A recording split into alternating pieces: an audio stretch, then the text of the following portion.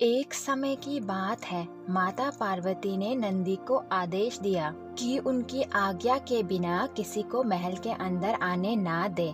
वो नहाने जा रही है। नंदी महल के बाहर ही खड़ा रहकर पहरा देने लगा कि तभी वहाँ महादेव आए माता पार्वती से मिलने। नंदी की हिम्मत नहीं हुई कि वो महादेव को रोके, इसलिए नंदी ने माता पार्वती की आज्ञा का उल्लंघन करते हुए महादेव को अंदर जाने दिया। माता पार्वती को ये बात बिल्कुल अच्छी नहीं लगी कि नंदी ने उनकी आज्ञा का उल्लंघन किया। इसलिए माता पार्वती ने सोचा कि वो अपने लिए एक ऐसा गण बनाएंगी जो सिर्फ उनकी आज्ञा का पालन करे।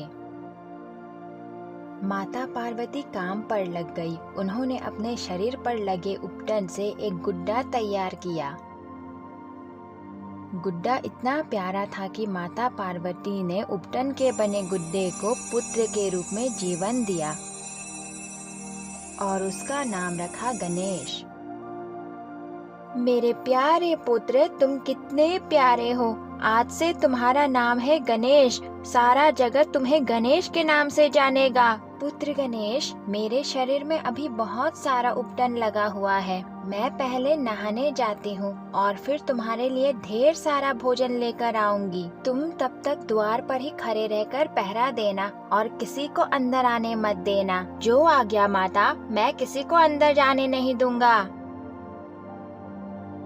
बालक गणेश द्वार पर ही खड़ा निगरानी करने लगा और पास ही में पड़े एक लाठी को उठा ली कि तभी कुछ ही समय बाद वहाँ माता पार्वती से मिलने महादेव आए। बालक, तुम मेरे मार्ग में खड़े हो, तुम हटो यहाँ से, मुझे गौरी से मिलना है। नहीं देव, क्षमा करे, मैं आपको अंदर जाने की आज्ञा नहीं दे सकता। जब तक माता पार्वती आज्ञा नहीं देती तब तक आप यही खड़े रहकर उनका इंतजार कीजिए। मूर्ख बालक, इतना बड़ा दुस्साहस कि तुमने मेरा मार्ग रोका। अपने प्राण प्यारे हैं तो हट जाओ मेरे रास्ते से बालक। ऊंची आवाज से मुझे डर नहीं लगता देव। आप मुझे हटाने की कोशिश कर लो, मुझे आप यहाँ से हिला भी नहीं सकोगे। महादेव को क्रोधित देखकर नंदी वहां अपने मित्र के साथ चला आया और महादेव को भरोसा दिलाया कि वो बालक गणेश को वहां से हटा देंगे। नंदी की बातें सुनकर महादेव वहां से चले गए। बालक गणेश भगवान भोलेनाथ पूरे जगत के पिता हैं। पूरा विश्व उनकी पूजा करता है। तुम्हें उनकी आज्ञा का पालन करना चाहिए बालक, रास्ते से हट जाओ। नहीं, मैं नहीं हटूंगा। मेरे लिए मेरी माता का आज्ञा का पालन करना ही सबसे बड़ा धर्म है। तुम्हें जो करना है कर लो। नंदी ने अपने साथी के साथ मिलकर बालक गणेश को बलपूर्वक हटाने की कोशिश की, लेकिन वो गणेश को हिला भी नहीं पाए, बल्कि बालक गणेश ने उल्टा उन दोनों की ही पिटाई कर दी। ब्रह्मदेव ऐसा दृश्य देखकर बड़े चिंता में पड़ गए और उन्होंने बीच बचाव करने का सोचा। पुत्र गणेश, हद छोड़ दो। महादेव तुम्हारे पिता है, तुम्हें उनकी आज्ञा का मान रखना चाहिए। नहीं, मैं पिताश्री की आज्ञा का मान रखूंगा तो माता पार्वती की आज्ञा का उल्लंघन होगा और मैं माता पार्वती की आज्ञा का उल्लंघन नहीं कर सकता। आप जहाँ से आए हैं वही लौट जाए। ब्रह्मदेव, हठी बालक, तुम्हें तो सजा देनी ही होगी। ब्रह्मदेव ने मंत्रों का जाप किया और एक के बाद एक बालक गणेश पर शस्त्रों से प्रहार किया, लेकिन उनके शस्त्रों का बालक पर कोई असर नहीं हुआ। महादेव अब विचलित हो गए और उनका क्रोध और बढ़ गया। अब प्रहार करने की बारी मेरी ब्रह्मदेव। बालक गणेश ने लाठी से ब्रह्मदेव पर प्रहार किया। विनाश काले विपरीत बुद्धि, आज तुम्हारे प्राण कोई नहीं बचा सकता। मूर्ख बालक, मृत्यु तुम्हारे निकट है। ब्रह्मदेव की ऐसी दशा देख महादेव की तीसरी आंख खुल गई। भगवान विष्णु और माता लक्ष्मी महादेव की तीसरी आंख खुलता देख चिंता में पड़ गए और वो दोनों भी कैलाश चले आए।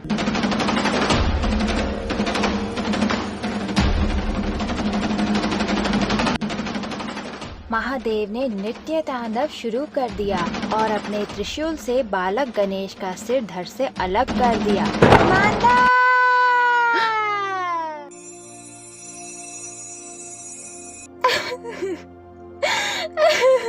पुत्र गणेश, ये क्या हो गया है तुम्हें? पुत्र गणेश, ये क्या किया आपने स्वामी? क्रोध में आकर अपने अपने ही पुत्र की हत्या कर दी। मुझे मेरा पुत्र वापस चाहिए। आप गणेश को अभी जीवित कीजिए, उसे अभी जीवन दान दीजिए, वरना मैं भी इसी क्षण अपने प्राण त्याग दूंगी। माता पार्वती को क्रोध में देखकर ब्रह्मदेव और विष्णु ने महादेव को बालक गणेश को जीवित करने का सुझाव दिया।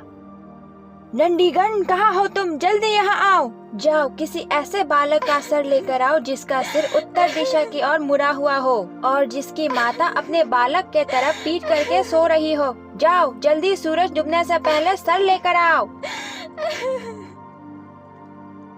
नंदीगण अपने मित्र के साथ मिलकर एक ऐसे बालक को ढूंढने लगा जिसका चेहरा उत्तर दिशा की ओर मुड़ा हुआ है और जिसकी माता उसे पीठ दिखाकर सो रही हो।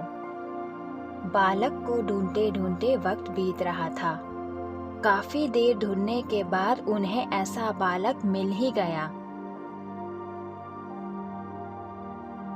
नंदी उसी बालक का सिर लेकर अपने साथी के साथ कैलाश लौटा। मूर्ख, ये क्या ले आए तुम? एक हाथी के बच्चे का सिर? भोलेनाथ, हमने बहुत ढूंढा। सभी बालक की माताएं अपने बच्चे को गले लगाकर सो रही थी। एक यही बालक था जिसकी माता उसकी तरफ पीठ करके सो रही थी, लेकिन एक हाथी का सर, मैं ये सर। भोलेनाथ, वक्त बीत रहा है, अब आपको समय नष्ट नहीं करना चाहिए। आप यही सर बालक गणेश के धड़ से जोड़ दे, वरना बालक गणेश को जीवित करने का समय बीत जाएगा।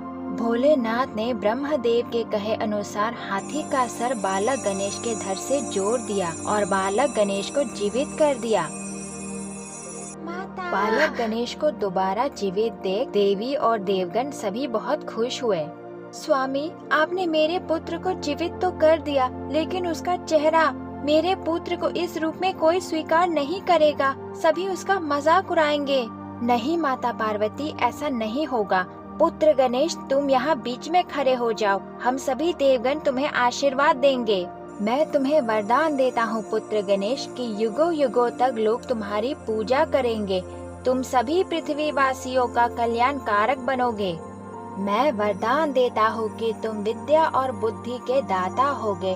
हर मंदिर और घर में तुम्हारी स्थापना की जाएगी। लोग तुम्हें हमेशा लड्डुओं का भोग लगाएंगे। मैं वरदान देती हूँ कि जब भी कोई शुभ कार्य होगा, सबसे पहले गणेश का ही पूजन किया जाएगा। मेरा पुत्र अति बलशाली और बुद्धिमान होगा। मैं आज से और अभी से तुम्हें अपनी गण सेना का सेनापति नियुक्त करता हूँ गणेश। देवगणों के इसी आशीर्वाद के कारण पृथ्वी लोक पर हमेशा गणेश चतुर्थी मनाया जाता है। मंदिरों और घरों में भगवान गणेश की स्थापना की जाती है और पूरे मन से उनका पूजन किया जाता है और भगवान गणेश को ढेर सारे लड्डू और मोदक का भोग चढ़ाया जाता है।